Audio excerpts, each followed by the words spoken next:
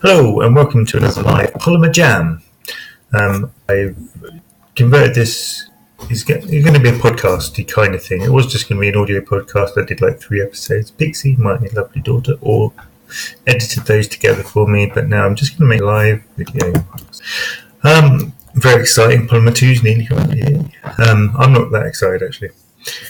Things I don't really like about it is classes. Don't really like classes. I mean, the functional programming classes don't really fit into that.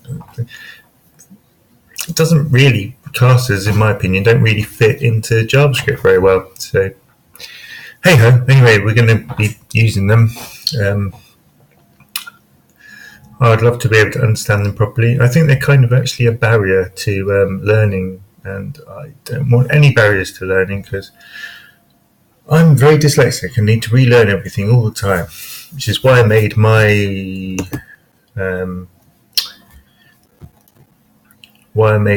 this element maker, was because I couldn't remember how to do stuff. So this lets me focus one thing at a time and let me make my elements. Now I noticed that my QR code thing wasn't working very well. For example, if I put in CCCC. Let's get rid of my keyboard. Accessibility, nope. Well, normally I get an error message. Now I'm not getting anything to. There you go, an error message. So it's not really that useful. I mean, obviously it works with some links and things, but sometimes people might want to type in something else. So I'm getting rid of that element and going to start again. I'm deleting it from GitHub and I'm going to use this one. This library looks great. They've obviously thought about stuff and they're still keeping it up to date. So that's wonderful. So first of all, I need to make a wrapper for it. So I started this QR thing for them, and I think I've already got an element that's no, I haven't. Okay, so this is the script that I'm going to want to import. Copy, paste, and then this obviously has to be JavaScript.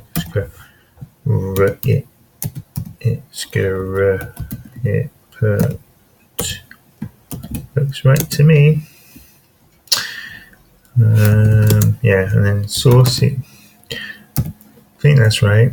You see, it's just terrible. Can't remember anything. And obviously, this is an element, so it's going to go in with all the other elements. I need to go up a directory, then into there, and then I looked this up earlier.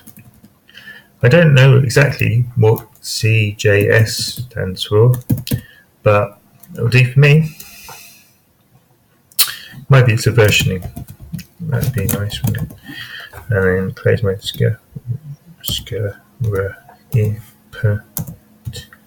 tag, and that's it.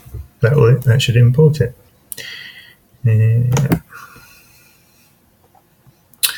Now, obviously, I'm going to have to include that on the server side. Anyway, while I was at the conference, I've been trying to get my element maker to work offline because that would be awesome. But for that to happen, I also need to have the library Open Elements offline. And when I tried to save everything in the catalog to the disk on first load, it didn't work. Oh, this is another element I'm working on to display how fast a bike goes depending on how the gears are set, so we can get a representation so you know what gears to pick. Also give you wind speed resistance, an idea of wind speed resistance if you're sitting up or if you're in a tucked position or you're on a recumbent bike. And that kind of guesstimates, so that should be fun. But yeah, this kind of thing. So if I now I've turned on the Platinum Element Service Worker, and didn't give it any parameters, hardly any, apart from, say, try and use just get this information as fast away you possibly can. It's the fastest strategy. So it says, is it in the cache, and also is it online, and whichever comes back first wins. Also, if it gets the cache first, it will then it'll update the cache with the results of the. So I don't know why all websites don't have that switched on. So that would be awesome. And it's no longer trying to cache anything. It just says, right, just do that, and it works quite well. I just try turning off my internet and see what happens. Now I'll show you. Internet. Networking here. Right, turn it off. No network. Ooh. Now the first thing that used to happen is that then my demo wouldn't update because it's an iframe that requires to pull in the Polymer library. So let me see. I was thinking I'd make a change. But let's turn this seat yellow. Oops. Hash. Is that yellow? No, that's bright blue.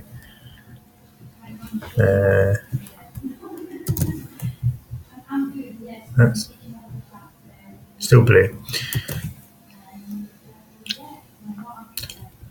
Alright, so red. Anyway, you get the idea. It's updating. It's awesome. So there's a red seat, and then yellow seat, bright yellow. Ooh, horrible. And then back to white.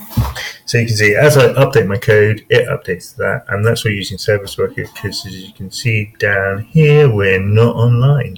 So that's great. Maybe you can't see because I'm over it, but believe me, I'm offline. I can demonstrate that by reloading the BBC player. Oh look, I'm offline because they haven't got a Service Worker. Another little element I was working on, but don't worry about that. Done that. So this one anyway, I'm going to rerun my QR code, so I don't need this element up. So you can see in the URL it stores everything that I've written in here. I'll go to elements. I'm still secure, and hopefully it will load. There we are. So BBC is offline, but I'm not offline. Well, I say I'm not offline. There we go. And hopefully I can also go to make a new element. This should also load all my elements. Fingers crossed. So I haven't refreshed the cache of this page for a while.